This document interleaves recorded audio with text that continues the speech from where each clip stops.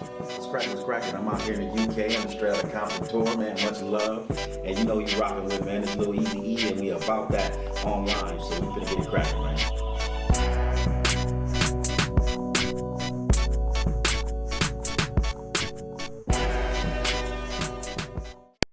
What led you to write that song, and at what time was this? Can you speak a bit about that?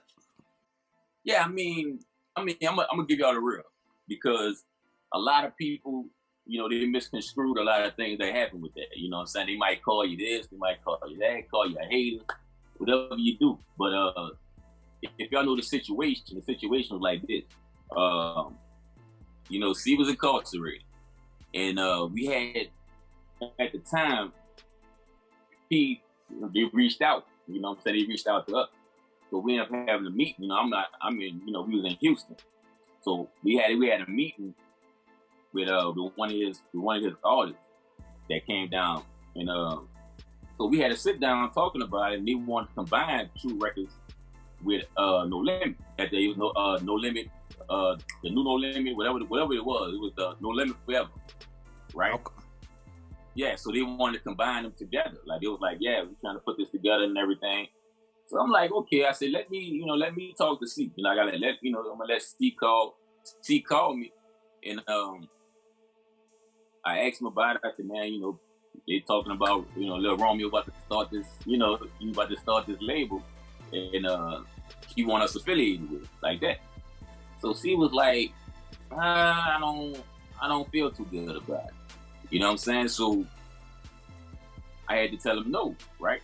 So I told C, because if you know who Rasheen is, Rasheen out of Magnolia, that's my homie. That was his cousin that I was talking to. So I told him I'm gonna do a favor for him because that's your cousin. You see what I'm saying? So I did a favor for him, and that's to get him to perform at the House of Blues in Houston. That was P's first show with that, with that new label. All right, I hooked up that show. Okay. So it was more of a personal, it was more of a personal thing more than it being a label thing, because we set up our situation where we got to get paid. It's a show.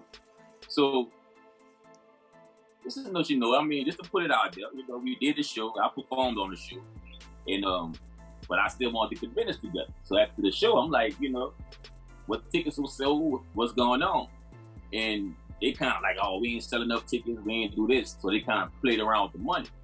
So I felt some kind of way about that. I just had a conversation with Pete up in the dressing room about C, about some personal stuff. And the way he brushed it off, I kind of felt like, I felt hurt about the shit, because I was looking at it like, damn, like that's the way you feel. Like, so I felt I had to say something, because I was dealing with a lot of emotion at the time. I was dealing with the fact that C locked up. We got these situations going on. We're trying to, revive TRU right now, because it's at limbo right now. So we sitting back like, damn. And P keeps saying, doing these interviews. So we just sitting back like, if you notice, you ain't seeing nothing going on with TRU. Because we said, we put ourselves aside to let C deal with his appeals and everything. So we stopped doing shows, we stopped doing everything. We started doing videos, we started making music. I still continue making music, but we didn't put nothing out, in other words. We just sat back and let him deal with his legal situation. So for that to happen, that was kind of disrespectful. You know what I'm saying? So me just speaking on it, I spoke on it to get his attention. Meaning that if you're not paying attention, if you're too busy to pay attention, you're going to pay attention to this. So I dropped that song because all these people that I grew up with. So if we talk about Soulja Slim, we talk about Mac, we talk about all these people that was incarcerated, I'm speaking for them. You know what I'm saying? Because they're not able to speak. You know what I'm saying? So that's the reason I did that. To get his attention. Get you to understand that, look, No Limit still exists. You know what I'm saying? Now you got the new No Limit, but the old No Limit still exists. And there's these people that's around me. So yeah, I did the song to get his attention. And it definitely got his attention. Yeah, I was gonna ask you if it did, if you got any feedback from it. Yeah, I'm gonna make you laugh, man. Lil one called me. Lil one called me like right after I dropped this song, and He said, man, P saw it, bro. He like, P saw it, and he wants you to take it down. I said, man, I ain't taking that song down. You tripping. Like, I ain't taking it down. Like, why? Why you want me to take it down for? Because you don't want, you don't want to see, you don't want his name, you think he's going to be stained or something? Nah, you got your money, man. You good. You know what I'm saying? And that's just real. You know what I'm saying? I can't look at it no other way. Because we had our own fan base. Like TRU Records had their own fan base anyway. So I wasn't trying to gain any recognition off of him. You know what I'm saying? So this was just like a direct line. Like, I couldn't talk to you on the phone, so this is the way I'm going to talk to you.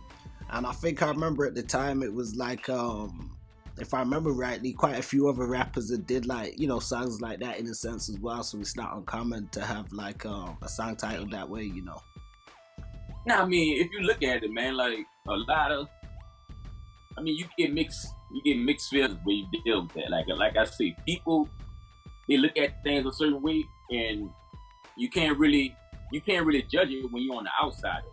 You know what I'm saying? You got people that was actually in the inside of everything that was going on. So when people challenge me and be like, man, you don't know this and this, I'm like, man, I was in that circle. Like, I wasn't with Master P, but I was in the circle. So me being in the circle, you discover a lot of things. I've talked to a lot of people. So it's like, it's crazy that somebody would just being a fan or being whatever, they don't want to see the bad side of anything. I think like, oh man, how y'all falling out? And, man, y'all nah, man, it happens. It's life. You know what I'm saying? So yeah, it's life. Like how many rappers you see had bad contracts? You had a lot of rappers. Almost all of them. Right. So it's not nothing that's being lied about. It's just real shit. But I don't want them to be, if they don't speak on it, I'm not gonna speak on it. That's not my place to do. You see what I'm saying? But I know what I know. You know what I'm saying? So me knowing what I know, I'm not gonna hold all that shit in. I'm gonna let it out sometime. That's what happened. But as far as that, man, it was just like you said, it's getting to the point where I was like 20 years ago. Like, yes, so it's now people getting tired of hearing this shit now. Like, why talk about it 20 years later? You know what I'm saying? But hey, it is what it is, man. But all I can do, I'm living for my family. So I take care of my kids, man. So I think even, you just saying that, we're looking at like the history and stuff of, No Limit and TRU. That's something that, as you said, 20, 30 years, however much later, in some cases, still being so, polarizing that the fans are, still discussing albums that dropped, 20 years ago, or, we've seen like some that come up on the 23rd year anniversary and stuff like that. Peace, family. Don't forget to like, share, and subscribe, and check us out on uptownonline.com. Don't forget to check us out on Facebook for exclusive playlists and social media for all different types of segments and content.